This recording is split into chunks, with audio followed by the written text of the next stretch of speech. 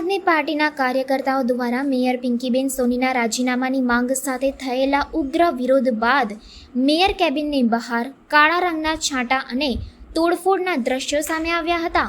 Name plate તોડી નાખવામાં આવી અને કેબિનની બહાર કાળો રંગ છાંટવામાં આવ્યો.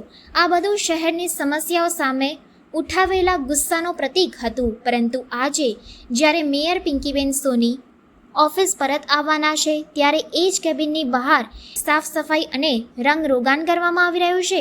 પ્રશ્ન એ છે કે શહેરના નાગરિકો વર્ષો સુધી રસ્તાના ખાડા, પાણીની સમસ્યા અને ભ્રષ્ટાચાર સામે રાહ જોતા આવ્યા છે, ત્યારે એક જ દિવસમાં આ તાત્કાલિક કામગીરી કેમ?